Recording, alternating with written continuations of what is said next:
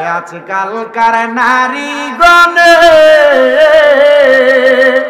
ওরে স্বামীদেরকে ঘরে রেখে রাস্তাঘাটে যায় গো তারা, রাস্তাঘাটে যায় গো তারা দাইয়ুসের বেশে।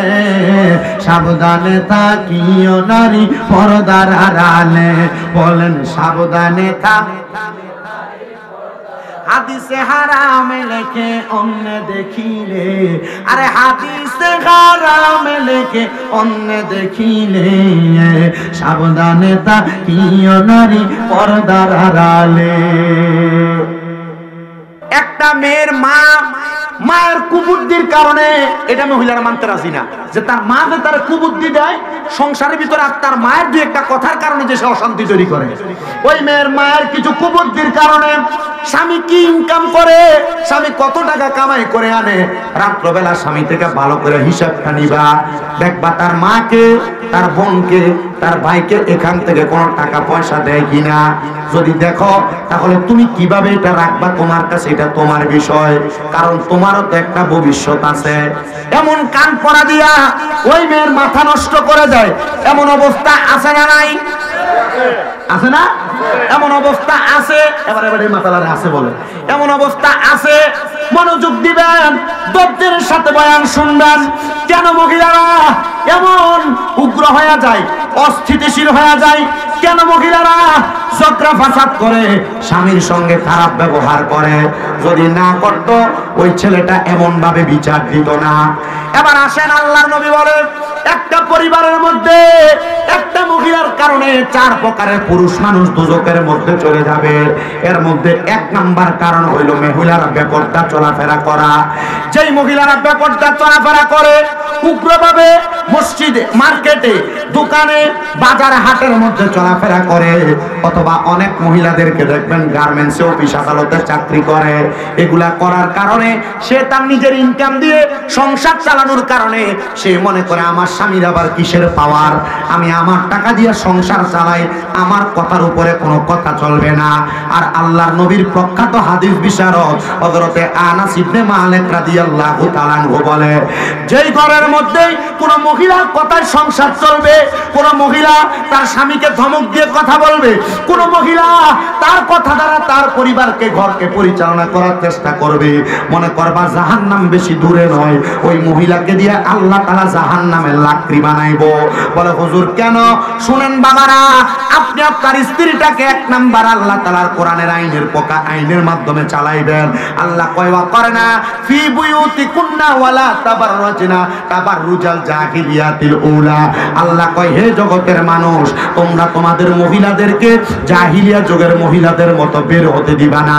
যদি তোমার মহিলা জাহিলিয়া যুগের মহিলারা যেমন ভাবে চুল ছাইরা দিয়া, পেট দেখায়া, কাপড়গুলা ছোট ছোট পইরা রাস্তার মধ্যে বের হইতো, তখন তোমার স্ত্রীটা তোমার কন্ট্রোলের বাহিরে চলে যাবে, আনকন্ট্রোলফুল হয়ে যাবে। এইটা করার কারণে আল্লাহ তাআলা তোমার ঘরের মধ্যে অশান্তি তৈরি করে দিবেন। হুজুর জানতে চাই কিভাবে?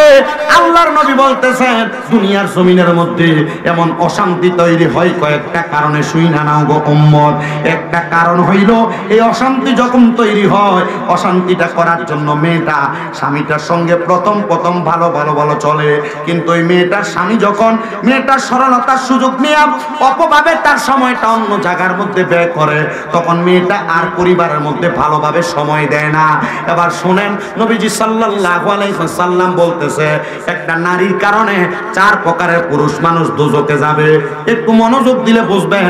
1 প্রকার, একটা নারীর কারণে তার বাবা দোজখের মধ্যে যাবে। ইয়া রাসূলুল্লাহ, ইয়া হাবিবাল্লাহ, কেন একটা নারীর কারণে তার বাবা দোজখের মধ্যে যাবে? বলে হুজুর কেন? আল্লাহর নবী ঘোষণা করতেছে, কোন বাবা তার মাইয়াটারে জন্ম দিল, কিন্তু মাইয়াটা বাবার কথা শুনে না, মাইয়াটাকে পর্দা করায় নাই, মাইয়াটাকে শৃঙ্খলাবদ্ধ বানায় নাই, মাইয়াটাকে সুন্দরভাবে মানুষ করে নাই, ওই মাইয়া বেপর্দাভাবে চলাফেরা করার কারণে তখন ওই মাইয়াটার জন্য তার বাবা দোজখে যাবে। ইয়া রাসূলুল্লাহ, কেন? আল্লাহর নবী বলে, একটা মেয়ে মানুষকে যদি 40 জন বেড়া মানুষ দেখে, কয়জন? 40 জন বেড়া মানুষ দেখে, তাহলে ওই মাইয়াটা দাইয়ুস হয়ে যায়।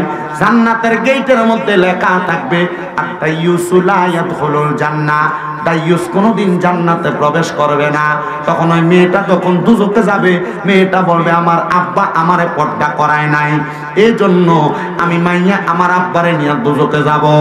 2 নাম্বার, একটা মেয়ের কারণে তার ভাই দোজখে যাবে। আপনাদের যাদের যাদের বোন আছে, আপনারা মনোযোগ দিয়া শোনেন মুসলমান, আপনার বোনকে যদি আপনারা পর্দা না করান, আপনি পর্দা করাইবেন দূরের কথা, আপনার মোটর সাইকেলের পেছনে করে লইয়া আপনি আপনার বোনকে ঘুরান, আপনার বোন চুল ছাইরা দিয়া স্কুলে যায়, আপনার বোন এলাকার কারো বিয়ার মধ্যে যায় কাপড় পরে নাচে, না না না, এমন ব্যাপারটা আপনি আপনার বোনকে করানোর কারণে মাইয়া সাক্ষী দিব, আল্লাহ আমার ভাইটা আমারে পর্দা করায় নাই, এই জন্য আমি মাইয়া ব্যাপারটা আমি একা যাব না, আমার ভাইকে নিয়ে দোজখে যাব। 3 নাম্বার, এখানে আপনারা যারা আছেন, আপনারা কোন না কোন মহিলার স্বামী আছেন, এই স্বামী যারা আছেন, আপনারা আপনাদের বউদের কারণে দোজখে যাবেন। এটার 1 নাম্বার কারণ হইল আপনার বউটা পর্দা না করা, আপনার স্ত্রী পর্দা না করা, এই ব্যাপারটা চলাফেরা করার কারণে আপনার স্ত্রীটা আল্লাহ তাআলার কাছে সাক্ষী দিবে, আল্লাহ আমার স্বামী আমারে পর্দা করায় নাই, আমার স্বামীটা আমাকে বেপর্দা ঘুরাইছে, আল্লাহ আমার স্বামীটার জন্য আমি ভালোভাবে পর্দা করতে পারি নাই। তখন বলবে, আমার স্বামীকে ছাড়া আমি দোজখে যাব না, তখন আপনার বউ আপনার নিয়ে দোজখে যাবে।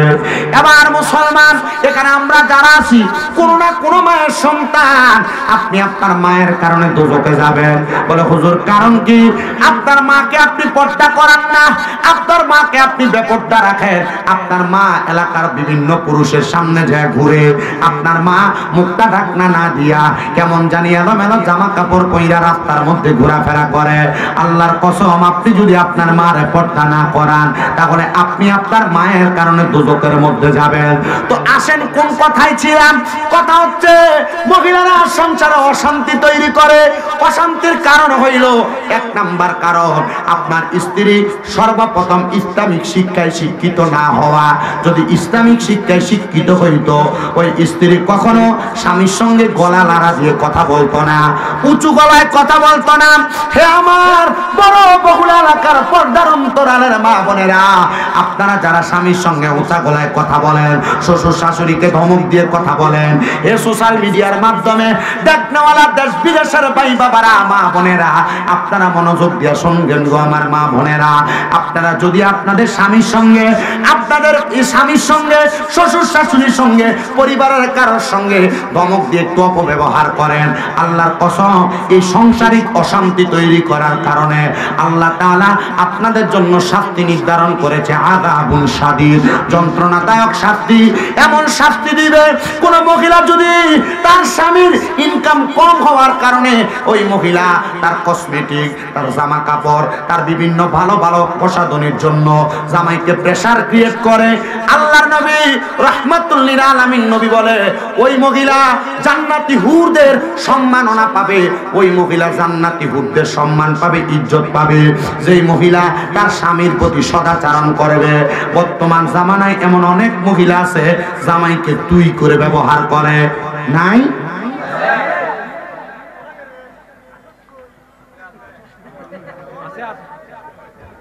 আসেনি?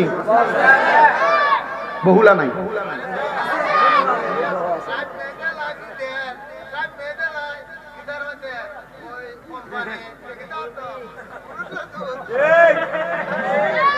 অন আছে, আমি আমার আর দেখছি নতুন নতুন না, চাচা তো রসিক মানুষ, দেখুন না নি ফান খাইতো, ফান আসিনি আব্বা, ফান আসিনি মুখে। এই মাহফিল কমিটির এটা আছে রে, একটা ফান দেও, ওয়াজ ওটা কামে লাগবো নি, এটা আপনার বাইনি। আপনাদের কষ্ট হচ্ছে? এটাও বাইনি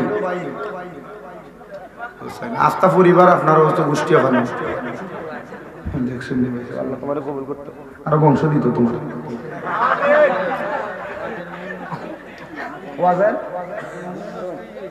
না নষ্ট হইতো না আপনার কি কষ্ট হইব আমি যদি এই ওয়াজে থাকি অসুবিধা হবে না তো জিকির প্রয়োজন আবার করে দিয়ে দাম ইনশাআল্লাহ রাজি আছেন আল্লাহ যেন কবুল করে কোন আমিন তো যেই কথার মধ্যে ছিলাম কোন মহিলা যদি তার স্বামীর সঙ্গে উঁচা গলায় কথা বলে কি গলায় উঁচা গলায় কথা বলে তাহলে ওই মহিলা তার স্বামীর জান্নাতি হুরদের খেদমত পাবে না আল্লাহর নবী রাহমাতুল লিল আলামিন নবী আমার ঘোষণা করেন হে আমার জগতের মহিলার দলেরা অন্ধকার কবরে যাওয়ার পরে একজন মহিলাকে আল্লাহ তাআলা কত সম্মানিত করবে কত মর্যাদাবান বানাবে শুনে নাও ইয়া রাসূলুল্লাহ ইয়া হাবিবাল্লাহ নবী গো আপনার কাছে জানতে চাই কত সম্মানিত করবে নবী আমার বলে একজন মহিলাকে 40 জন করে হুর আলাদা করে দিয়ে ওই 40 জন হুর মহিলাদের সরদারিনী আল্লাহ তাআলা একজন মহিলাদেরকে বানাইবো কিন্তু যেই মহিলা স্বামীর কথার উপর দিয়ে কথা বলে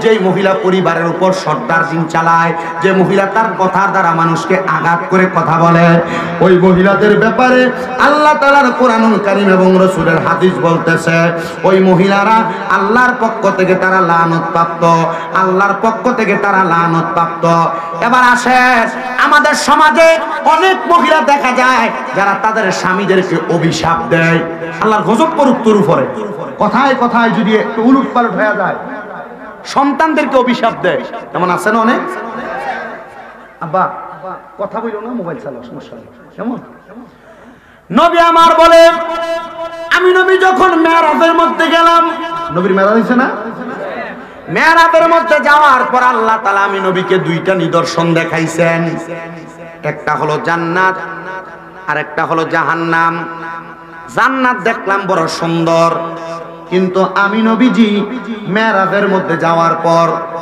জাহান্নাম যখন আমি নবী দেখলাম আমি দেখলাম জাহান্নামের মধ্যে 3 শ্রেণীর মহিলাদেরকে শাস্তি দেওয়া হইতেছে ইয়া রাসূলুল্লাহ ও মায়ার নবী কারা নবী আমার বলে এক নাম্বার আমি নবী দেখলাম এক প্রকারের মহিলাদের চুলের মধ্যে ধইরা আগুনের মধ্যে উপর থেকে তাদেরকে সেক দেওয়া হইতেছে ইয়া রাসূলুল্লাহ কোন জাতের মহিলা যাদেরকে চুলের মধ্যে ধইরা আগুনের মধ্যে সেক দেওয়া হইতেছে নবী আমার বলতেছে ওই মহিলা যেই মহিলার মাথার চুলের খোপা বাঁধার সময় ওটের কুজের মতো তার চুলটাকে উঁচা করে বাঁধতো আপনি তাকায় দেখেন আপনার ছেলের বউ আপনার মেয়ে আপনার স্ত্রী আপনার বোন এমন করে উঁচা করে চুল বাঁধে তার মাথা যদিও কপাল সমান কিন্তু তার চুলটাকে এমন উঁচা করে বাঁধে এটা ওটের সুড়ি যেটাকে বলে আমাদের কুমিল্লার ভাষায় ওটের কুজের মতো উঁচা করে বাঁধে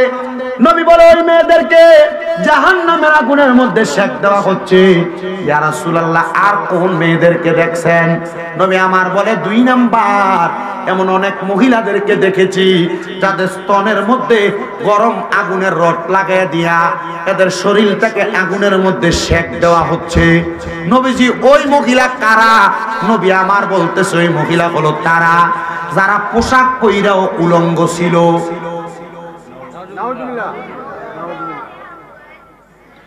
পোশাক পইরা উলঙ্গ কি আপনার পরিবারে অনেক মা বোনেরা যারা বোরকা পরে এদের বোরকার স্টাইলটা একটু আলাদা ধরনের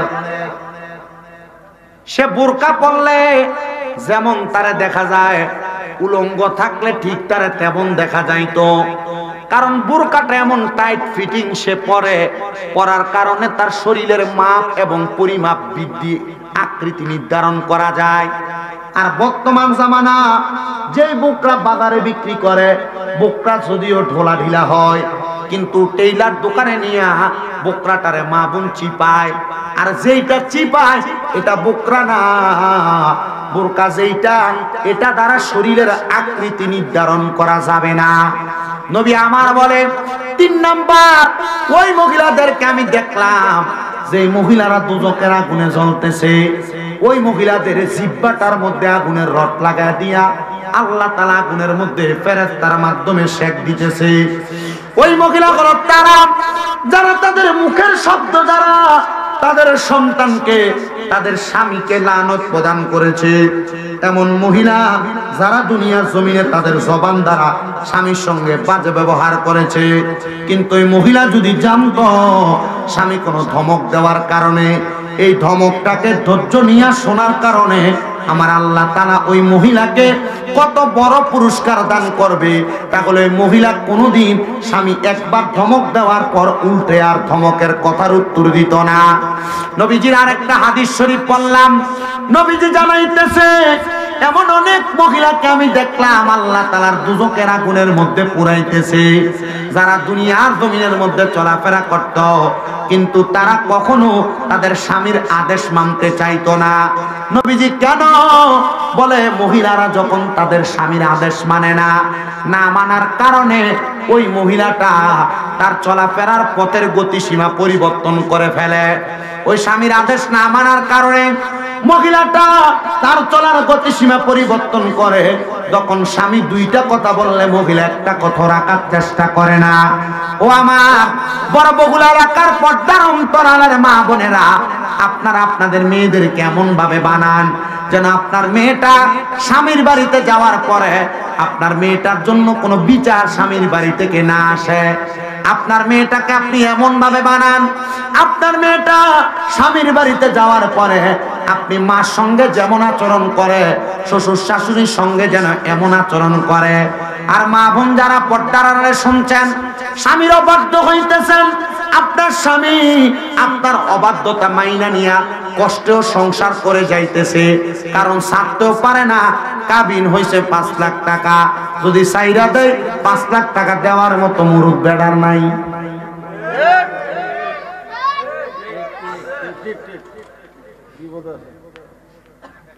বড় বিপদে বড় টেনশনে পড়া পুরুষরা সংসার করে।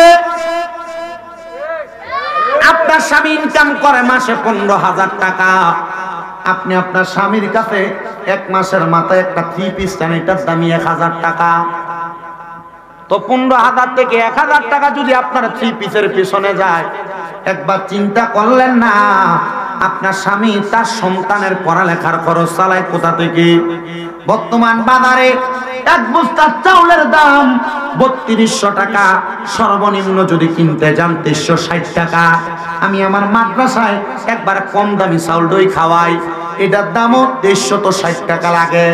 কিন্তু ওই স্বামী 360 টাকার চাউলটা কেনার পরে, মশলাপাতি খরচ কেনার পরে, তরকারি কেনার পরে, আপনি মহিলার জন্য রাত্রবেলা আসার সময় যে সামান্য একটা কিছু হাতে করে আনে, আর এত কষ্ট কইরা মাঠের মধ্যে কাজ কইরা, রিক্সা চালায়া, অটো চালায়া, দিনের পর দিন অফিস আদালতের মধ্যে চাকরি কইরা জামাই যে বাড়িতে আইসা আপনার সঙ্গে সুন্দর ব্যবহার করে, এটা আপনার জন্য বড় সৌভাগ্য, এটা আপনার জন্য বড় সৌভাগ্য। মা বোনদের কাছে বলবো, স্বামী বাজার থেকে বাহির থেকে কাজকর্ম করে আসার পরে আপনি কখনো আপনার স্বামীর সঙ্গে খারাপ ব্যবহার করবেন না, উগ্র ব্যবহার করবেন না, বদ আচরণ করবেন না। যদি পারেন একটা গ্লাস পানি আগে দিবেন, যদি পারেন সুন্দর একটা কথা বলবেন, যদি পারেন স্বামীর সামনে স্বামী যদি রাগান্বিত হয়ে যায় চুপ থাকার চেষ্টা করবেন। দেখবেন আপনি 1 দিন 2 দিন 3 দিন আপনার স্বামীর বদ ব্যবহার শোনার পর যখন আপনি তার খেদমত করবেন, আপনার স্বামী চিন্তা করবে, কিরে আমার স্বামীকে আমি এত অত্যাচার করি, এত টর্চার করি, কিন্তু আমার স্বামী যে আমার টর্চার গুলা সহ্য করে ধৈর্য ধারণ করেছে, তখন থেকে আর কোনোদিন আপনার স্ত্রী আপনার অবাধ্য হবে না। কিন্তু বর্তমান জামানা সোশ্যাল মিডিয়া, টাচ মোবাইল বলেন, বিভিন্ন টিভি বিজ্ঞাপন, নাটক বলেন, এই সিনেমাগুলা দেখে দেখে অনেক মহিলারা তাদের চাহিদাটা নিম্ন থেকে ঊর্ধ্বগামী হয়ে গেছে। বর্তমান জামানায় অনেক মেয়েরা চিন্তা করে, আমি সেই জামাইটাকে বিয়ে করব, সে স্বাবলম্বী হওয়া লাগবে, টাকাওয়ালা হওয়া লাগবে, আর বিশেষ করে চেষ্টা করে কোনো প্রবাসী বিদেশিকে বিয়ে করার জন্য। কারণ কি?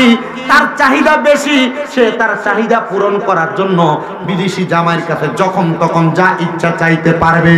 আমি বলবো না গো মা, আপনি আপনার চাহিদা প্রকাশ করে বেশি বেশি মাল সামান কিনবেন, বেশি বেশি কাপড় কিনবেন, এটার কারণে আপনি জাহান্নামীদের অন্তর্ভুক্ত হওয়ার আমি কোনো কিছু দেখতেছি না। বলে কারণ কি? কারণ আপনি যখন বেশি বেশি অপচয় করবেন, এটা করার কারণে আপনার স্বামী আপনার ভালোবাসার মুহাব্বতের কারণে যদিও আপনাকে কোনো কিছু বলবে না, কিন্তু আপনি বেশি ক্রয় করে বেশি ব্যবহার করার কারণে আল্লাহ তাআলার কাছে আপনি অপচয়কারীদের অন্তর্ভুক্ত হয়ে যাবেন। এজন্য মা বোনদের কাছে আবদার হলো, আপনারা যা কিছু করেন আর না করেন, স্বামীকে কখনো প্রেসার ক্রিয়েট করবেন না। আরে অন্য কোনো মানুষ লাগবে না, আমার পাশে যিনি বসে আছেন একবার শুধু ওনাকে জিজ্ঞাসা করেন, অথবা আপনাদের পূর্ববর্তী বয়স্ক মানুষ যদি আপনাদের আশেপাশে থাকে ওনাদেরকে জিজ্ঞাসা করবেন। আগের আমাদের দাদার দাদি নানি যারা ছিল এদেরকে বছরে 2-1টা কাপড় কিনাই না দিলে সাবধান শেষ, আর কোনো কিছু খরচের প্রয়োজন হইতো না। এখন এই সপ্তাহ আলতা, ওই সপ্তাহ সোনু, ওই সপ্তাহ একটা 3 পিস সোশ্যাল মিডিয়ায় দেখা রাত্রবেলা কত সুন্দর ভাইল দিয়া জামাইরে বলে, দেখেন না এই 3 পিসটা পছন্দ, অনলাইনে অর্ডারটা দিয়া দেয়। এটার কারণে অনেক সংসার নষ্ট হয়েছে আমি দেখছি।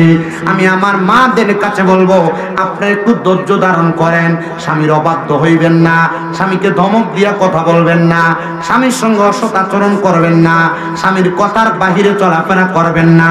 দেখবেন আপনার সংসারের মধ্যে শান্তির অভাব হবে না।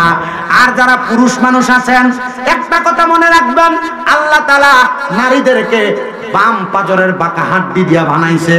মা বোনেরা একটু থেকে আরেকটু হইলে তাদের ঘাটটা বাঁকা হয়, তাদের কথার ধরন পাল্টায়া যায়। আপনারা চেষ্টা করবেন আপনাদের স্ত্রীদের কথা শুনে চলার জন্য। বলে হুজুর বউয়ের কথা কেমনে জামাই শোনে? না না না, এমন কথা না।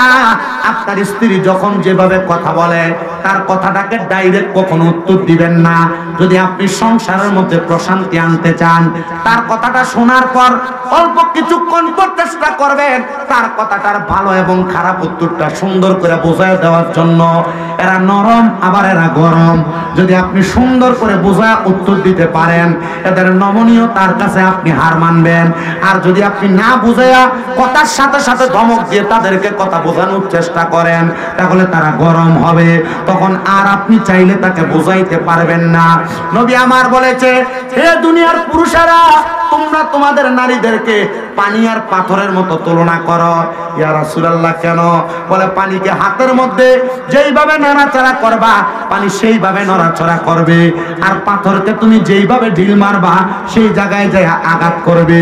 যদি তুমি তোমার স্ত্রীকে পানির মতো সুন্দরভাবে ব্যবহার করে পরিচালনা করো, তুমি তোমার পানিটাকে যে কোনো আকার আকৃতি দিতে পারবে, যে কোনো আকার আকৃতিতে পরিচালনা করতে পারবে।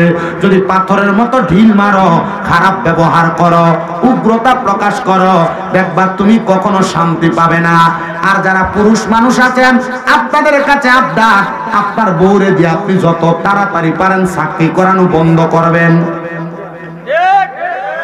বউয়ের কামাই খাওয়ার নিয়ত করবেন না, বউকে দায়ুস বানাইবেন না।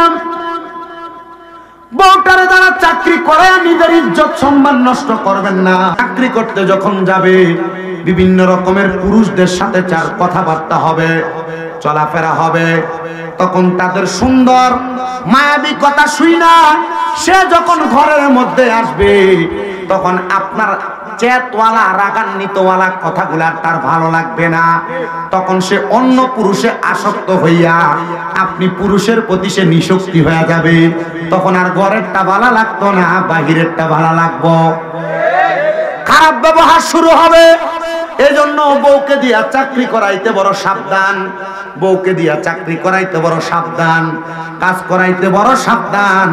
বউয়ের টাকা খাইবা, আমার মনে হয় না বেটা তুমি আসলে একটা বেটা মানুষ।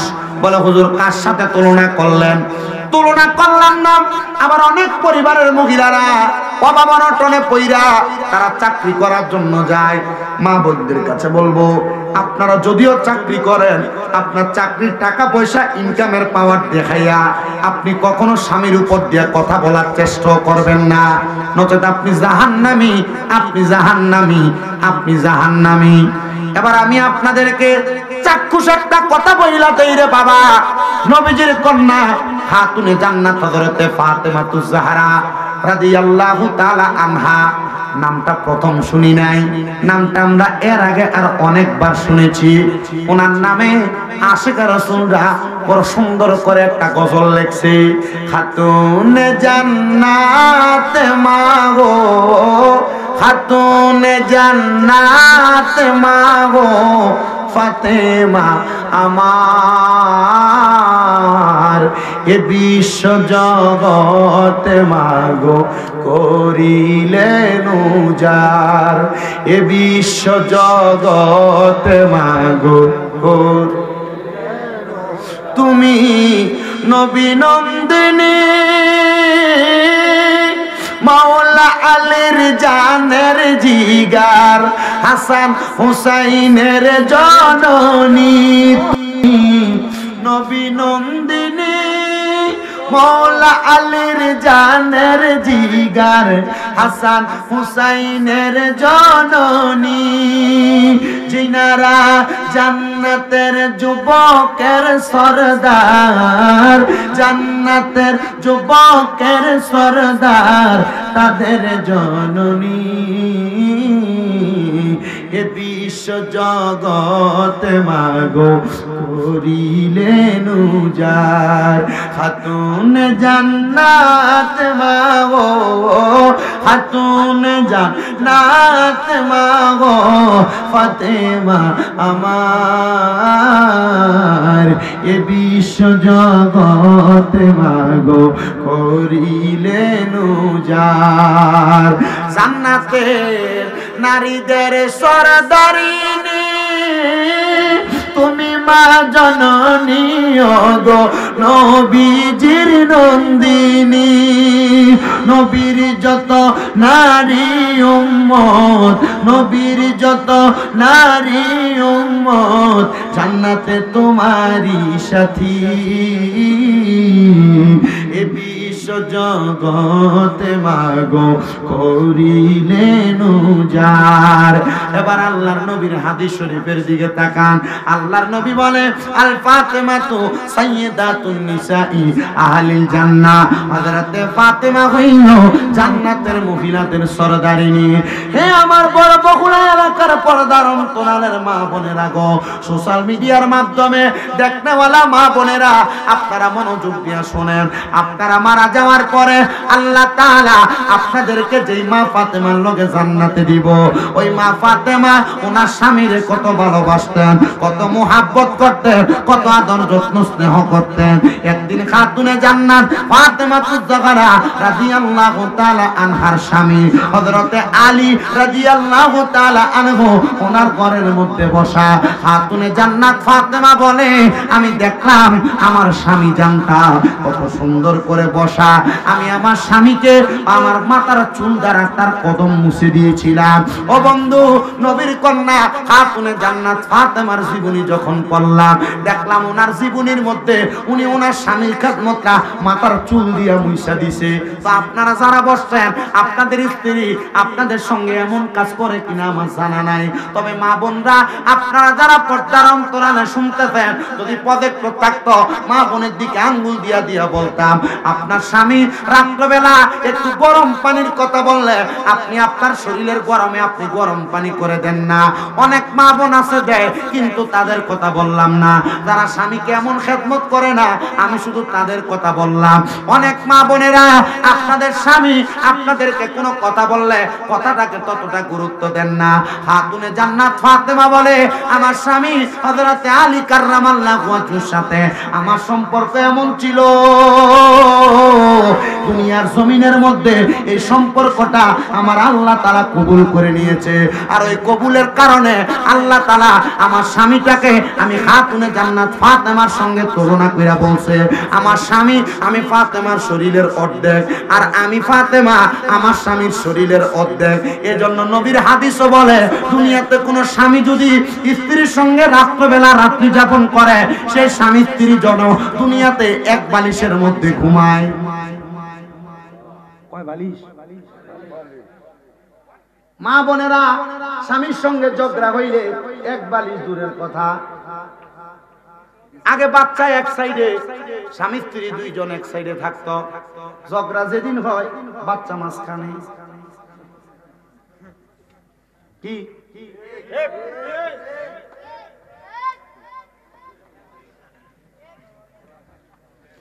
অন্যদিন একসাথে ঘুমাইলে যদি একজন আর একজনের সঙ্গে রাত্রবেলা কথা হইতো, ওই দিন পিছ দিয়া ঘুমায় থাকে।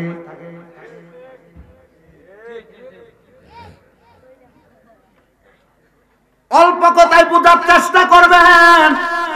মা বোন যারা পর্দার আড়ালে শুনতেছেন, আমি শুধু আপনারা যেন স্বামীর প্রতি একটু সচেষ্ট হন, স্বামীকে খুশি করেন। শুধু ওয়াজটা আপনাদের জন্য করতেছি। আল্লাহর নবী বলে, যদি দুনিয়ার জমিনের মধ্যে কোন স্বামী তার স্ত্রীর প্রতি নারাজ হইয়া রাত্রবেলা ঘুমায়, অথবা কোন স্বামী তার স্ত্রীকে রাত্রবেলা তার বিছানার মধ্যে ডাকলো, ওই মহিলা তার স্বামীর ডাকের মধ্যে সাড়া দিল না, নবীর হাদিস, তার স্বামীর ডাকের মধ্যে সাড়া দিল না, তাহলে আল্লাহ তাআলার অসংখ্য ফেরেশতারা সারা রাত্র পর্যন্ত ওই মহিলাকে অভিশাপ দেয়। আপনারা নাউজুবিল্লাহ বলেন আর না বলেন, এমন অনেক হয় না, ঝগড়া করার কারণে আপনি আপনার স্ত্রীকে ডাকলেন, সে আপনার কাছে আসলো না। এখন অনেক অবিবাহিত ছেলেরা আছে, ছোট বাচ্চারা আছে, ওয়াজ যদি আরো বেশি গভীরে যাও, এ সমস্ত গোপনীয় বিষয়গুলো বলার জন্য সেমিনার প্রয়োজন। সেমিনার যারা বিবাহিত তারা থাকবে শুধু। মা বোন যারা পর্দার অন্তরালে শুনছেন, সারাদিনও যদি আপনার স্বামীর সঙ্গে আপনার ঝগড়া হয়, রাত্রবেলা আপনার স্বামী আপনাকে তার বিছানার মধ্যে ডাক দিল, যদি ওই মহিলা তার স্বামীর ডাকের মধ্যে সাড়া না দেয়, তাহলে সারা রাত্র পর্যন্ত আল্লাহ তাআলার আযাবের ফেরেশতারা ওই মহিলাকে লানত প্রদান করে। তো হুজুর, স্বামীর ডাকে কেমনে সাড়া দিব, আমাদের তো জানতে বড় ইচ্ছা হয়। নবী আমার বলে, কোন মহিলা চুলার মধ্যে গরম ভাত রান্না করতেছে, ওই ভাত টকবক করে ফুইটা উতরায়া পড়তেছে, যদি এমন টাইমে তার স্বামী তাকে ডাক দেয়, ওই ভাতকে সামলানোর আগে ওই মহিলার উচিত হবে তার স্বামীকে সামলানো।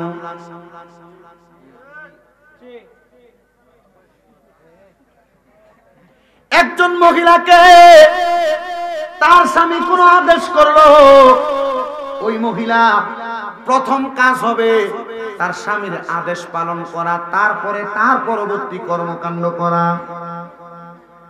এ মা বোনেরা, আপনার স্বামীর অনুমতি ছাড়া আপনি তো বাবার বাড়িতে যাওয়া পর্যন্ত নিষেধ।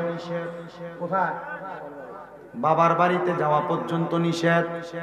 কিন্তু আপনি মহিলা স্বামীর অনুমতি নিবেন দূরের কথা, পুরা হবিগঞ্জ বাজারটারে মাত্র 100 টাকার একটা ওড়না কিনবার লেগে ঘুরেন।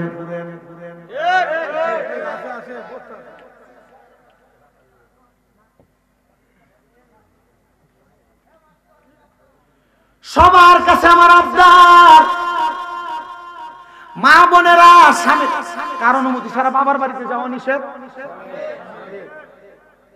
অনেকে চিন্তা করতেছে, আজকে বাড়ি যে কমু, বাপের বাড়িতে দাও, মার্কেটে যাই ঘুরে চলে তুমি অনুমতি লো না, বাবার বাড়িতে যাইতে অনুমতি লইবা।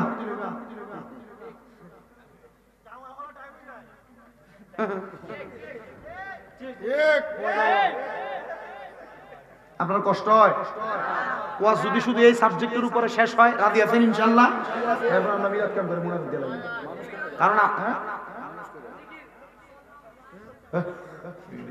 কেডা কইছে এটা? হাতার পতার নেই, ওয়াজ কামের ওয়াজ করে জিকিরের পরে বলে ওয়াজটা শেষ করি, অসুবিধা হবে না আপনাদের? তাহলে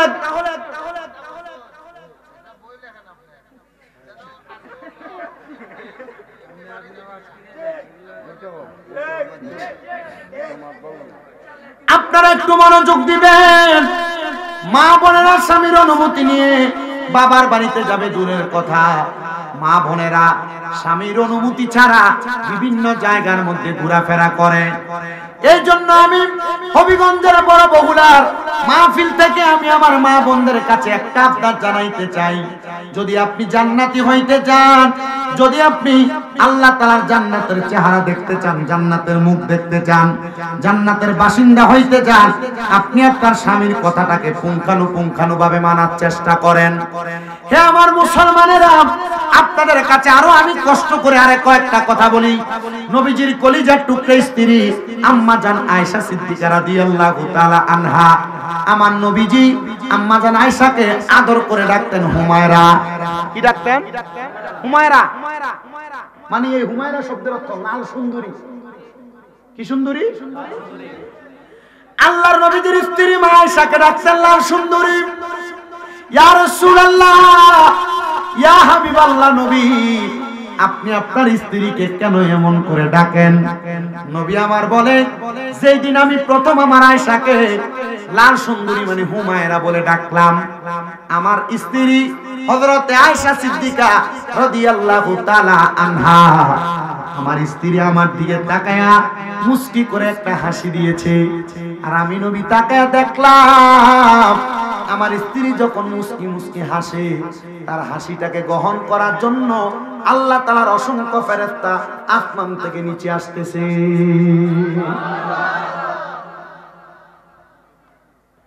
আর আজকের সমাজে পুরুষরা যদি যে কোনো জায়গা থেকে ভালো রোমান্টিক কোনো কথা শুই না বউরে আইসা সুন্দর একটা নাম বইলা ডাকে, বেরি উত্তর দেয় আজকে কোন দিয়ে সান উঠছে, বেরি তো রোমান্টিকতাই বোঝে না।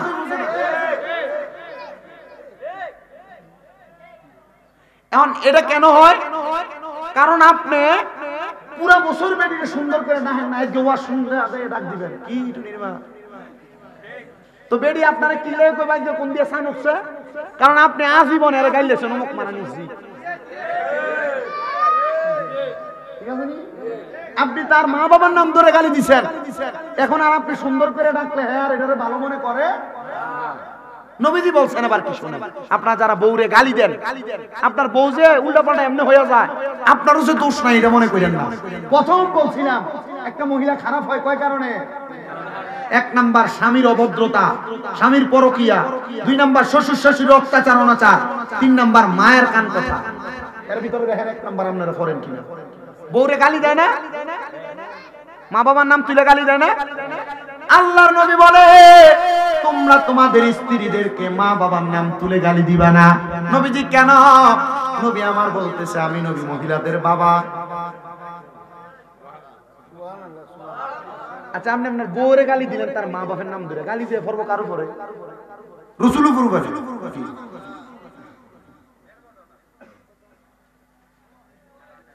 গালি দেওয়া যাবে? এবার নবী বলে পানি আনতে দেরি হইলে থুতা বেড়া থাপড়া মারেন।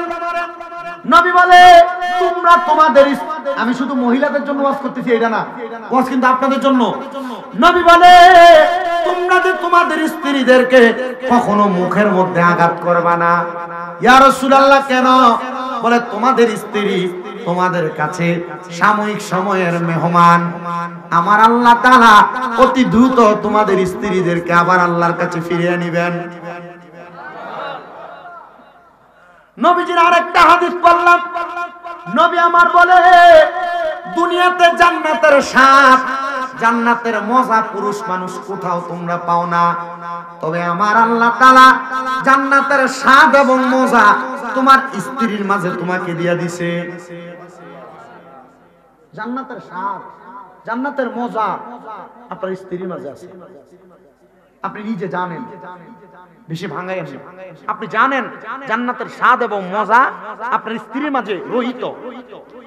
কেন তোমরা ওই জান্নাতের স্বাদ পাওয়া বস্তুটার উপর অত্যাচার করো? তোমরা এদেরকে কাদা মাটির মতো লালন পালন করো। ইয়া রাসূলুল্লাহ, কি চারু এ মাদ্রাসা ওয়াজ কামে লাগছে আজকে বাইজে কইবেন মনে হয় হুনসুনি হুজুর কি দাবিছে। আল্লাহ কবুল করো, আমিন কন, আমিন। আর ধরে কন আমিন। আজকালকার নারী গণে ওরে স্বামীদেরকে ঘরে রেখে রাস্তাঘাটে যায় গো তারা, রাস্তাঘাটে যায় গো তারা দায়ুসের বেশে। সাবধানে থাকিও নারী পর্দার আড়ালে, বলেন সাবধানে থাক। হাদিসে হারামে লেখে অন্য দেখিলে, আরে হাদিসে হারামে লেখে অন্য দেখিলে, সাবধানে থাকিও নারী পর্দার আড়ালে। নবী আমার বলে তোমরা তোমাদের স্ত্রীদেরকে কাদা মাটির মতো লালন পালন করো। আপনারা কি বলেন? ঠিক না? এই প্যাকটাকে আপনি চাইলে এটাকে দিয়া বেক্সি বানাইতে পারবেন, পুতুল বানাইতে পারবেন, যেমন ইচ্ছা তেমন আকৃতি প্রদান করতে পারবেন। নবী আমার শিখিয়ে দেয় তোমরা তোমাদের স্ত্রীদেরকে প্রথম থেকে এমন ভাবে লালন পালন করো যেন যখন যা বলবা তখন তা হয়। তা আপনি তো এটা করেন না। বউ প্রথম আসার পরে পাইছি আবেগের কারণে বউ যেমনে যা বলে আপনি তা করতে সুযোগ করে দেন। আপনি যদি আপনার মাইন্ডটাকে ইসলামিক মাইন্ড বানাইতেন, আপনার বউকে আপনি বলতেন আমি ছাড়া তোমার চেহারা যেন আমার ছোট ভাইও না দেখে, আর আপনি আপনার বউরে বলেন ডাক্তারের কাছে নিয়ে দেওয়ার জন্য আপনার ছোট ভাইরে। গত জুমায় নবীর হাদিস শরীফ পড়লাম, নবী আমার বলতেছে একটা মহিলার জন্য তার দেবর মানে জামাই ছোট ভাই হলো কাল সাপের মতো, মৃত্যু সমতুল্য। কাল সাপ কামড় দিলে যেমন ভাবে মানুষ মারা যায়, একটা মহিলার দেবরের সামনে গেলে কাল সাপের দংশনের মতো গুনাহ হয়। আর আপনার বৌদি তার দেবরের বিয়ার ভিতরে এক লগে হলুদের মধ্যে ডান্স মারে। কই ডাক তো দিলেন না, তো বউ বাধ্য হইলে কেন ডাকবেন? আপনার বউ নষ্ট হওয়ার পেছনে এক নাম্বার কারণ আপনি এই বউরে বিয়া করে আনার পরে হবিগঞ্জে যান ফুচকা খাইবার লাগিয়া। তো তুমি তো তোমার বউরে পর্দা করাইলা না। বউ তোমার কাছে 10টা আবদার করবে, আবদার মিটাইবা তবে ঘরের মধ্যে। পূর্বের মহিলারা স্বামী যে জামা কাপড় আইনা দিছে 1 ঘন্টা সময় মনে দিলাই চলতো, স্বামী যা আইনা দিত স্বামীর ওইটার উপর সন্তুষ্ট থাকতো। তা আপনি কেন এটা করতে পারেন না?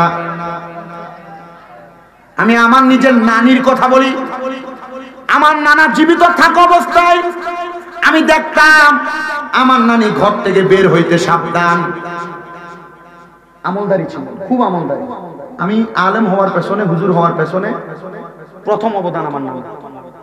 ছোটবেলা থাকা অবস্থায় আমার নানা আমার আম্মাকে বলছিল তোর ফলারে হুজুর বানাইস। আর তখন থেকে প্রতি বৃহস্পতিবার মাদ্রাসা বন্ধ, নানার বাড়িতে নিয়ে যেত, নানার সাথে ঘুরাইছে, বিভিন্ন মাজার আল্লাহর ওলিদের জিয়ারত করাইতো। কারণ জানে এগুলোর কাছে যখন ভিড়বে এগুলোর অভ্যাস হয়ে যাবে, তখন আর হুজুরের পথ থেকে বাইরে যাওয়ার সুযোগ নেই। যখনই বাইরে যাইতো নানা চোখের গোরানির দ্বারা বিভিন্ন কথার দ্বারা আতঙ্কিত করতেন। আপনি এটা করেন না। আপনাদের কাছে করো জোরে আবদার, যদি সংসারে শান্তি ফিরে আনতে চান, 1 নাম্বার আপনি আপনার স্ত্রীকে পর্দাশীল বানান। আর লাগবে না, নিজে জানবেন ডাউল আলুর ভর্তা দিয়ে ভাত খাবেন, ইনকাম স্ত্রীকে দিয়ে করানো থেকে বিরত থাকার চেষ্টা করেন, দেখবেন সংসার সুন্দর। আম্মা জান আয়েশা সিদ্দিকার যে কথা বলতেছিলাম, সেখানে নবীজি কেন বউকে আপনার স্ত্রীকে আপনি হুমায়রা ডাকতেন? বলে দেখতাম সুন্দর করে ডাকার কারণে আমার স্ত্রী হাসলে তার হাসি নেওয়ার জন্য রহমতের ফেরেশতা দাঁড়ায় থাকতো। আপনারা সংসারে শান্তি ফিরে আনার জন্য বউকে ভালো ভালো নাম, সুন্দর সুন্দর নাম দ্বারা ডাকবেন। একদিন আমার নবীজি বসা, ওই যে পর্দার কথা, আমার নবীজি বসা, নবীজির সামনে 4 জন স্ত্রী বসা। আমার নবী রাহমাতুল লিল আলামিন নবীজির সামনে, নবীজির একজন অন্ধ সাহাবী আগমন করে আসতেছে। নবী আমার বলতেছে, হে আমার স্ত্রীরা, তোমরা যার যেমন করে পর্দার মধ্যে ঢুকে যাও। একজন স্ত্রী জবাব দেয়, ইয়া রাসূলুল্লাহ, ওগো নবীজি, এ সাহাবী তো অন্ধ, সে তো আমাদেরকে দেখবে না, দেখলে আমাদের প্রতি খাস তৈরি হতো। আল্লাহর হাবিব বলে, সে অন্ধ, সে তোমারে দেখবে না, তুমি নারী তো তারে দেখবা।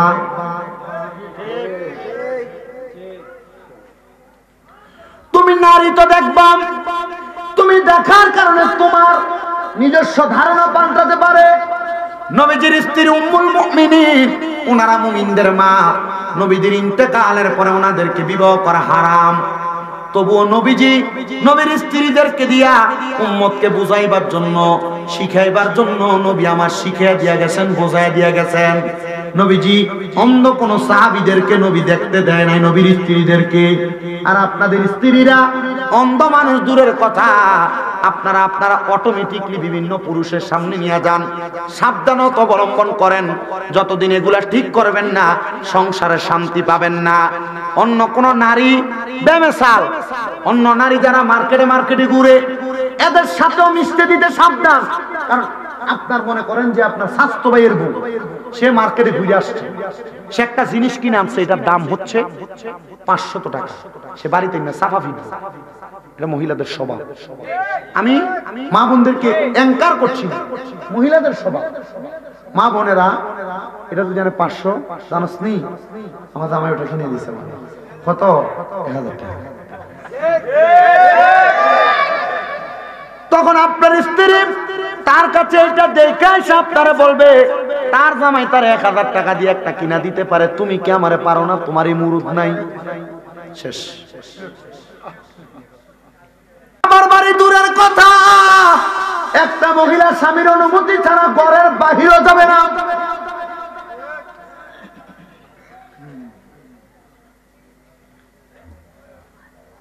আর আমরা সমাজে সোশ্যাল মিডিয়ায় বইয়া বইয়া অনেক নাট্যশিল্পীরা, এরা কয় আমি একজন হুজুরের মাইয়া, সূরা মুলুক আমার ঘুমের সঙ্গী।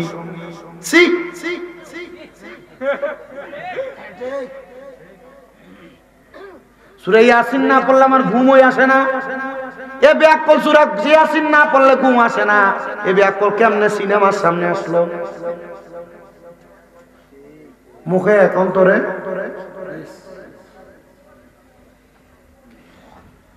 নবীজি সাল্লাল্লাহু আলাইহি ওয়াসাল্লাম যারা 2 বিয়া 3 বিয়া 4 বিয়া করছে আপনাদের জন্য, আর এখনকালের বিয়া জামাইরে জীবনও 2 বিয়া করার অনুমতি দিত না। দিব? কারণ ভাগ তো দিতে চায়। তো নবীজি সাল্লাল্লাহু আলাইহি সাল্লামের 4 জন স্ত্রী নবীজিকে একসাথে প্রশ্ন করছে, ইয়া রাসূলুল্লাহ, ইয়া হাবিবাল্লাহ, 4 জন একসাথে প্রশ্ন করে, ইয়া রাসূলুল্লাহ, আপনি আমাদের 4 জনের মধ্য থেকে কাকে বেশি ভালোবাসেন? আচ্ছা, 4 জনের সামনে যদি কয় যে তোমারে 3টা লাগতো না? নবীজি বলেছেন, তোমাদের প্রশ্নের জবাব আগামী কালকে আসরের সময় নিবা। নবী আমার ওই দিন রাত্রবেলা নবীজির আজকান মুবারকের মধ্যে নবী আমার 8টা খেজুর নিছেন। কয়টা? 8টা খেজুর নিছেন। 8টা খেজুর থেকে একজন স্ত্রীর ঘরের মধ্যে যাইয়া, হুজরার মধ্যে যাইয়া নবী আমার 2টা খেজুর বাহির কইরা, একটা নবী নিজে খাইলেন আর একটা নবী তারে খাওয়াইলেন। 2টা খেজুরের দানা বিচি নবীদের হাত মুবারকের মধ্যে নিয়া নবী আমার ওই স্ত্রীর কাছে দিয়া বলছেন, এটা তোমার কাছে রাখবা, তবে সাবধান, বাকি 3 জন জানতে পারবে। সেম কাজ অন্য স্ত্রীদের কাছেও করেছেন। পরের দিন আসরের নামাজের পরবর্তী সময়ে আল্লাহর হাবিবকে 4 জন স্ত্রী একসাথে প্রশ্ন করেছেন, ইয়া রাসূলুল্লাহ, ও নবী, আজকে বলেন আপনি কাকে বেশি ভালোবাসেন? নবী আমার উত্তর দেয়, গতকালকে রাত্রবেলা আমি নবীজি যার হাতের মধ্যে 2টা খেজুরের বিচি দিয়েছি তাকে বেশি ভালোবাসি। নবী আমার তাকে দেখেন 4 জন স্ত্রীর মুখের মধ্যে হাসি দেখা যায়। হুয়াল্লাযী আরসালা রাসূলাহু বিল হুদা, এতটুকের মধ্যে মনে রাখেন আল্লাহ তাআলা বলছেন এমন একজন রাসূল আমাদের কাছে পাঠাইছেন হেদায়েতের বাণী দিয়া। ওই রাসূলের সংসারে যদি অশান্তি থাকতো আমরা হেদায়েত পাইতাম না। রাসূল এমন ভাবে সংসারে প্রশান্তি তৈরি করেছেন।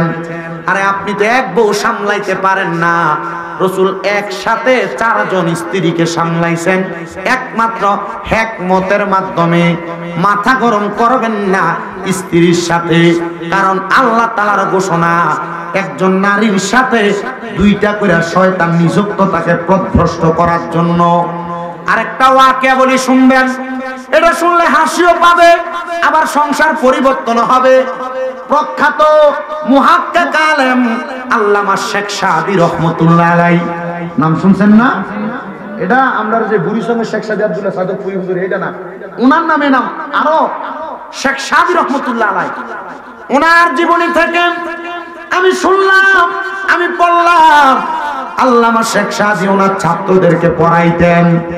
একদিন আল্লামা শেখ সাদীর একজন ছাত্র দুপুর বেলা আসছেন ওনার কাছে পড়ার জন্য। কি করার জন্য?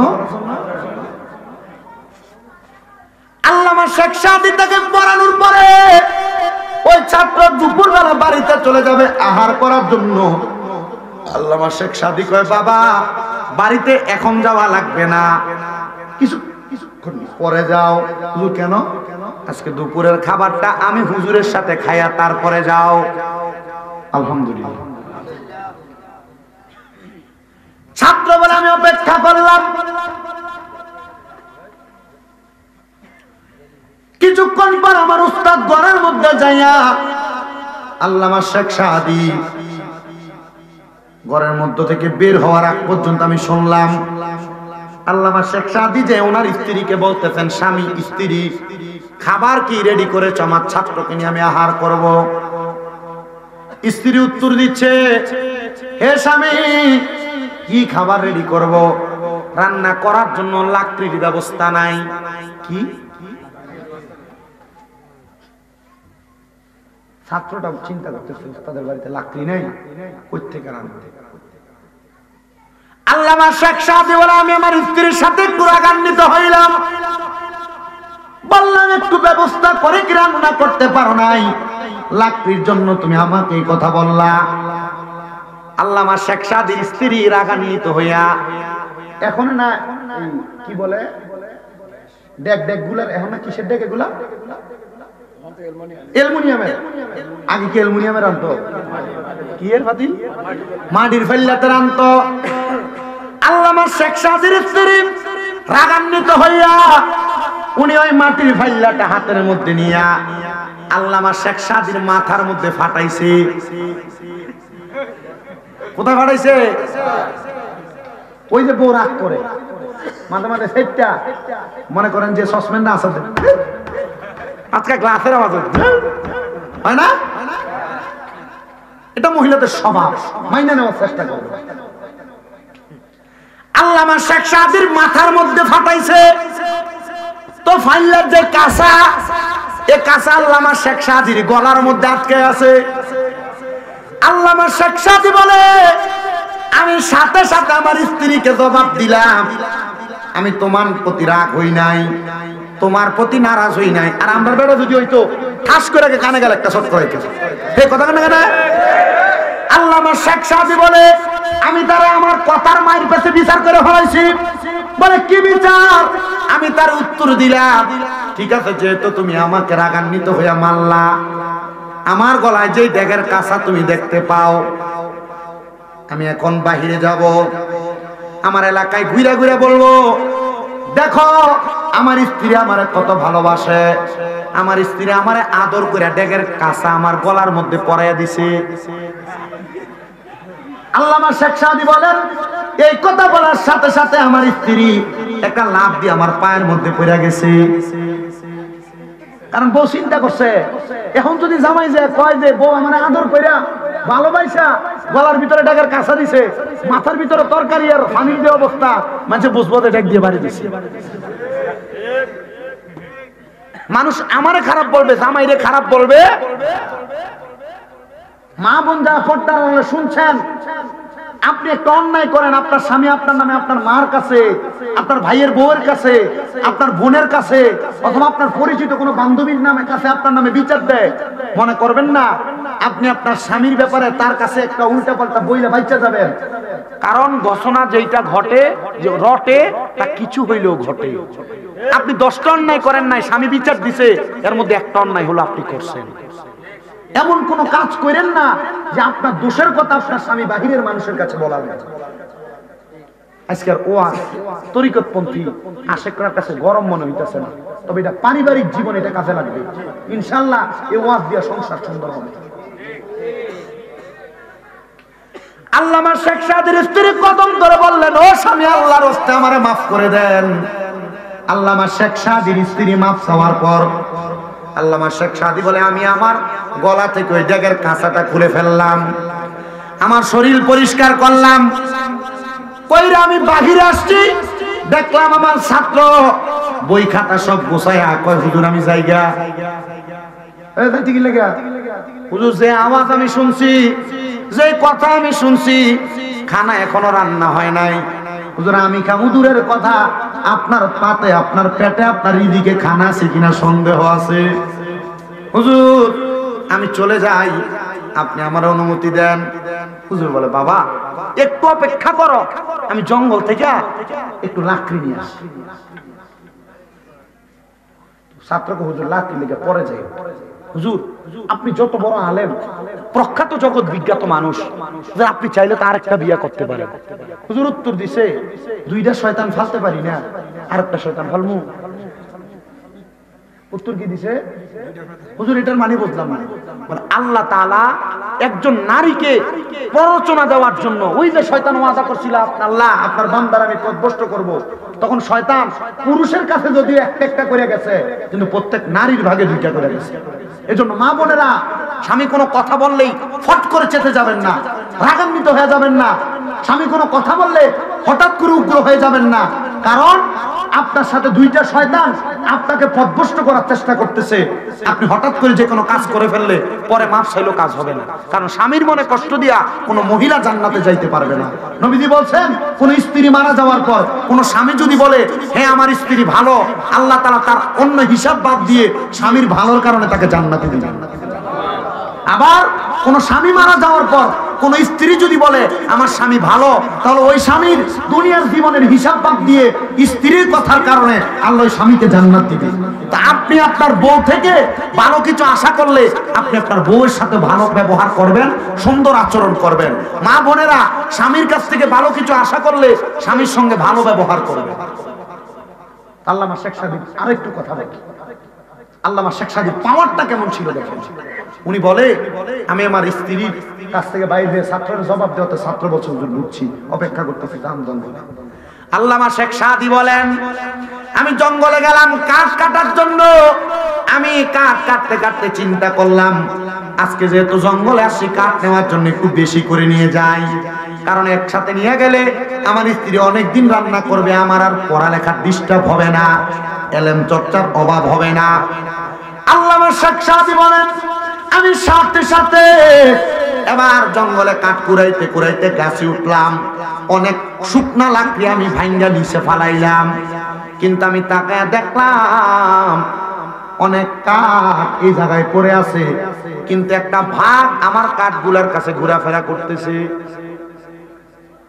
কি ঘুরতেছে?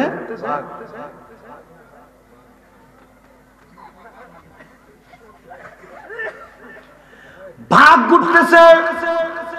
আল্লামা শেখ সাদি বলে, আমি দেখলাম ওই ভাগটা আমি আল্লামা শেখ সাদিকে আক্রমণ করার জন্য একটু আড়ালে যেয়ে বসছে। আমি নামছি, নামার সাথে সাথে আমি আমার লাকড়ি গুলাকে একসাথে করার পর দেখলাম অনেকগুলা লাকড়ি। আমার পক্ষে একা নেওয়া সম্ভব আমি আবার ডাক দিলাম, ও জঙ্গলার ভাগ, আয় আমার সামনে আয়।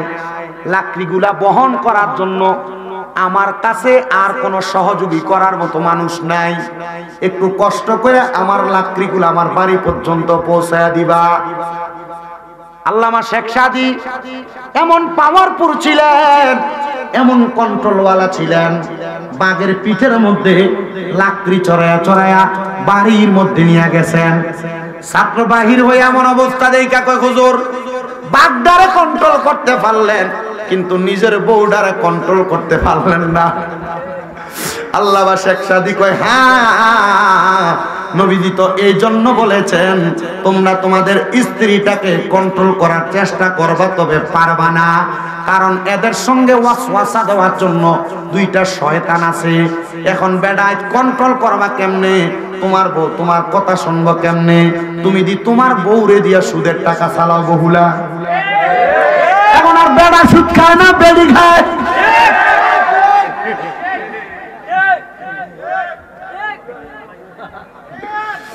এখন এই সুদের কথা বেড়িয়াতের মাঝে বেশি।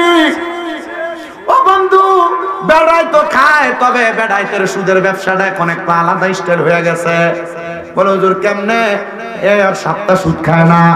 1 লাখ টাকা দিছে একজন রে, 1 বছর পরে 1,30,000 টাকা দেখুন ভাই, আছে না নাই? আমার একজন প্রশ্ন করছে, হুজুর সুদখোর ব্যক্তির নামাজ রোজা হজ যাকাত কবুল হয়নি। আল্লাহর কসম, নামাজ রোজা তো পরের কথা, সুদখোরের দিকে কুত্তাও বালা করে ফিরা চায় না।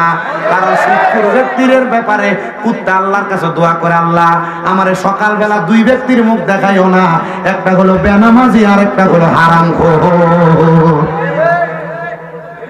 আপনারা বহুল এলাকায় সুদখোর কোনো নাই, কিন্তু আপনারা আসো বলেন এই সুদখোর ঘুষখোরটিরে নিয়ে দইরা মসজিদের সভাপতি বানায়, মসজিদের সেক্রেটারি বানায়, এলাকার প্রতিনিধি সর্দার মাথা বড়ির দায়িত্ব বানায়। যদি জিগায় সুদখোররে কেন বানাইলা? ও সুদখোরই তো মসজিদের সামনের কাতারে সবটি ফ্যান দিছে, মসজিদে টাইস করে দিছে।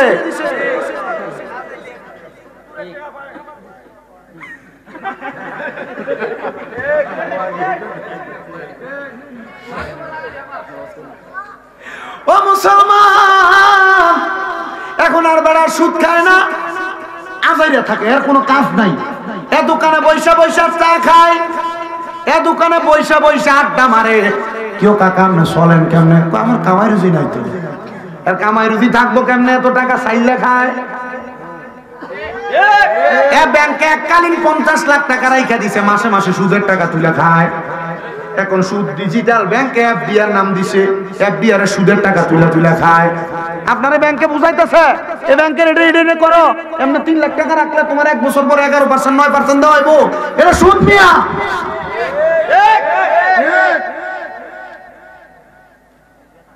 এফডিআর আরেকটা কি আছে? Fixed deposit. ফিক্সড ডিপোজিট হারাম না? এমনি খায় না আমি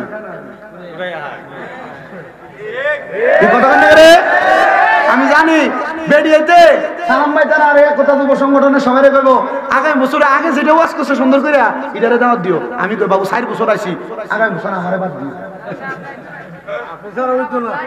আল্লাহ কবুল করুক, আমিন কোন। মাহফিল করন লাগতো না, আপনারা যদি সব বছর এন্ডালন আরেক জায়গা করতাম। আমি যদি জানতাম 10:30 মাইক আরেকটা মাহফিল ধরলে বাদশা করে চলিতাম।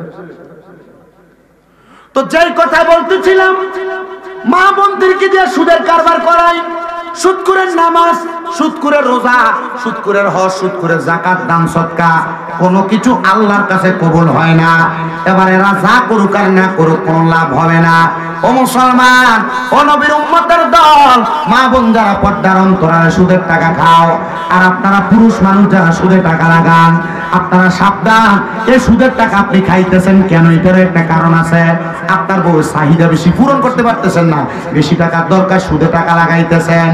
ওই সন্তান আপনাকে কবরের মধ্যে বাবা বলে পরিচয় পরিচয় দিবে না। যে সন্তানের খাওন খোরাকের জন্য আপনি সুদের টাকা খান, ওই স্ত্রী আপনারা জামাই বলে পরিচয় দিবে না। যে স্ত্রীর জন্য আপনি সুদের টাকা খাওয়াইয়া স্ত্রীর ভালো বানাইলেন, দামি ঘর বানাইলেন, আপনার মা বাবা আপনারা পরিচয় দিবে না। ও সন্তান, কোন মা বাবার জন্য, কোন স্ত্রীর জন্য, কোন সন্তানের জন্য হারাম টাকা খাইলা? এখনই পরিত্যাগ করো। মুরগির গোশত মাছ দিয়ে ভাত খাওয়া লাগবে না। প্রয়োজনে ভাতের মধ্যে পানি ঢেললে লবণ ঢেললে খাইবা, কাঁচামরিচ ঢেললে খাইবা, শুকনা মরিচ ঢেললে খাইবা, তবু হারাম টাকা খাইও না। অনেকে মনে করে শুকুরের গোশত খাওয়া হারাম। আল্লাহর কসম, সুদের টাকা দিয়া খাসির গোশত, গরুর গোশত, দেশি মুরগার গোশত কিনা খাওয়া হারাম।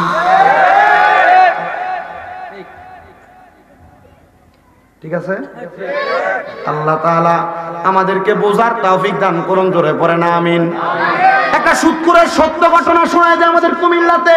একজন আল্লাহর ওলি, জিনার নাম হযরতে আলতাফ আলী শাহ দৌলতপুরি। আমি ওই এলাকায় ইমামতি করি।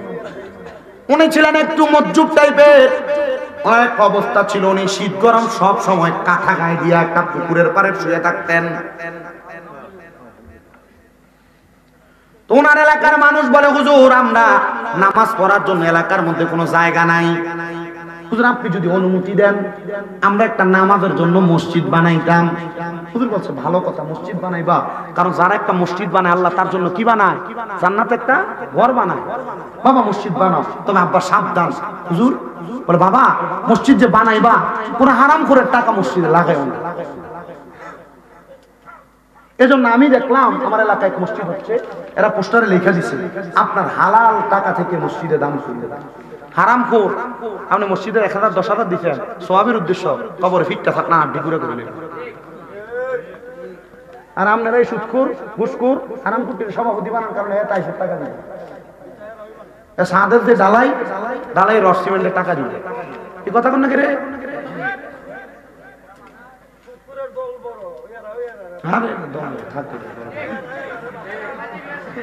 আমার ওয়াজ করানোর মালিক ওয়াজ করি, আমি যদি হক কথা না কই আমার জিব্বা তো আল্লাহ, আমি আমার উচিত কথা কয়ে যাই। এই সুদখোরের সাথে সম্পর্ক রাখবেন।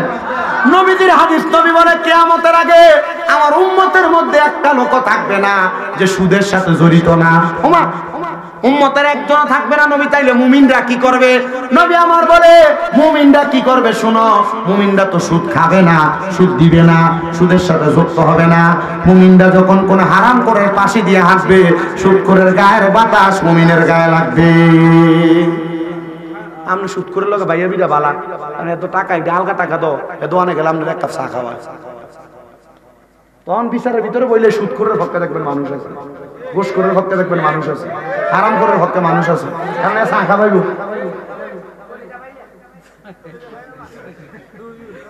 তলে দিয়ে হয় না। ও মুসলমান, আল্লাহর ওলি কয় বাবা সাবধান, মসজিদের মধ্যে কোন হারামখোরের টাকা লাগাইস না। কার টাকা?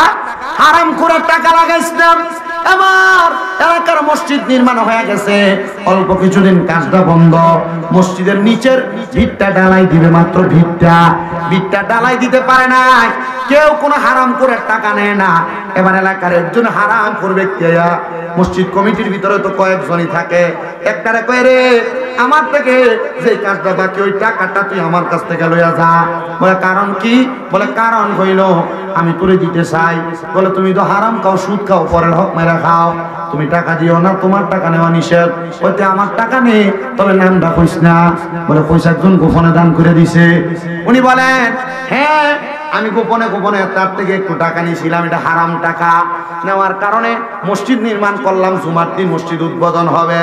হুজুরে বললাম, হুজুর ও মজ্জুব আল্লাহর ওলি হযরত আলতাফ আলী শাহ, আপনি আমার সঙ্গে আসেন, মসজিদটার উদ্বোধন করবে। ওই মসজিদে আগে আপনি আপনার ভাওটা রাখবেন, রাইকে উদ্বোধন করবেন। হুজুর কয় চাইও মসজিদে কোনো হারাম করে টাকা লাগাইছুনি? বলে হুজুর না লাগাইছি না। হুজুর বলে আমি মসজিদের মধ্যে প্রবেশ করতে গেলাম, বিসমিল্লাহি ওয়াসসালাতু ওয়াসসালামু আলা রাসূলিল্লাহি আল্লাহুম্মা ইফতাহলি আবওয়াবা রাহমাতিক। ডান পা রাখবো। মসজিদে ঢুকার 4 সুন্নত, প্রথম বিসমিল্লাহ বলা, দ্বিতীয়ত দুরূদ শরীফ পড়া, তৃতীয়ত দোয়া পড়া, 4 নাম্বার কদম রাখা ডান পা, 1 নাম্বার বিসমিল্লাহ পড়া, 2 নাম্বার দুরূদ শরীফ পড়া, 3 নাম্বার আল্লাহুম্মা ইফতাহলি আবওয়াবা রহমাতিক করা। 4 নাম্বার ডান পা দিয়ে প্রবেশ করা। হুজুর বলে এমন করে আমি ডান পা দিয়ে প্রবেশ করলাম, প্রবেশ করার সাথে সাথে ওই মসজিদের মাঝখান দিয়ে একটা ফাটা দিয়ে মসজিদটা 2 ভাগ হয়ে গেছে। হুজুর কইছিলাম রে কোন হারাম খোরের টাকা দিয়ে মসজিদ বানাইস না।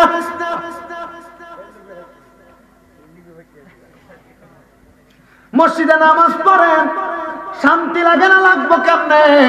মসজিদের ছাদরা ঢালাই দেওয়ার সময় তো রডটি দিছিল সুদ করে। মসজিদে নামাজ পড়েন শান্তি লাগে না, এসি আছে ভাল লাগে না নামাজ পড়বার লেখা, মসজিদের এসি দিছে সুদ করে।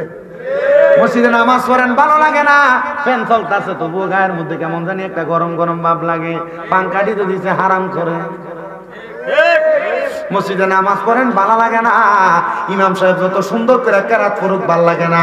আরে বেটা ইমাম সাহেবের খানা দিয়ে রাখছো সুদ করে ঘরে, আর যদি খানা সুদ করে ঘরে না খাই ইমামের চাকরি হই নাই। আহা আমি বড় বাচ্চা খাওয়ার চেষ্টা করি বাচ্চা, কিন্তু ভাই সাহেব আমি জানি না আল্লাহ আমার দোয়া কবুল করবনি। ইমাম হওয়ার কারণে কত মানুষের ঘরে খানা খায়, কিন্তু আমি দেখছি যদি অশান্তে কোনো হারাম করে ঘরে খানা খায় আমার পেটে অসুখ হয়ে দেখা, এটা আমার পেটে অকময় না। কারণ আমি জানি আমি আমার জানা মতে কোনোদিন কারোর 1 টাকা আমি মাইরা খাই নাই, মিথ্যা বইলা খাই নাই, কোনো মানুষের টাকা আমি না বইলা বহন করি নাই। এটা আমার স্বভাব। আমার কাছে কেউ 1 টাকা পাওনা থাকুক এমন ভাবে আমি চলি না। আমার সঙ্গে কারো লেনদেন হবে সে আমার প্রতি নারাজ হবে এমনও আমি করি না। কেন কেন কারণ অন্য কোনো কিছু না, কারণ হলে আমি চিন্তা করি কারোর সাথে আমার 1 টাকা লেনদেন যদি সে আমার কাছে পাওনা থাকে অথবা তার হারাম কোনো টাকা আমার পেটে ঢুকে, তাহলে আমার পেটের মধ্যে অসুখ হইব, কবর আল্লাহ আমারে কি লাইব। মনে আছে না গত বছর মাহফিল কমিটি দাওয়াত দিয়েছিল না হোসেনপুর? আল্লাহর কসম আমার জীবনে মাহফিল কমিটি দেখছি এটির মতো বেশরম মাহফিল কমিটি আমি আর দেখছি। এনে আমার আত্মীয়রা দাওয়াত দিয়ে গেল না, এলাকাত যাও না, আমার কাছে মনে হয়েছে এলাকাত কোনো খামলাইছে।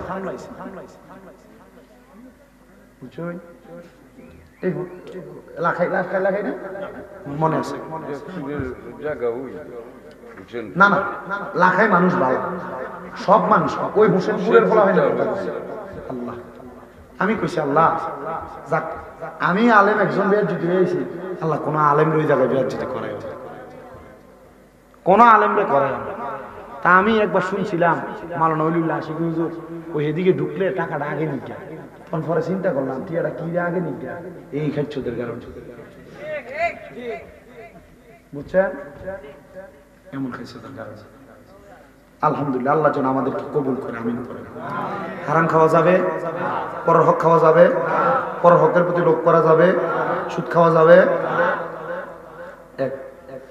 2 নাম্বার যারা এখানে আছেন বউদের সঙ্গে গরম হওয়া যাবে, গালি দেওয়া যাবে, আঘাত করা যাবে, বউদেরকে বেপরদা ছাড়া যাবে। মা বোন যারা পর্দার আলে শুনছেন, স্বামীদের সঙ্গে উচ্চা গলায় কথা বলা যাবে না, স্বামীর অবাধ্য হওয়া যাবে না, বেপরদা হওয়া যাবে না, স্বামীর সঙ্গে উচ্চা গলায় কথা বলা যাবে না। আল্লাহ তাআলা এই সবগুলো মাইনে আমাদেরকে চলার তৌফিক দান করুন।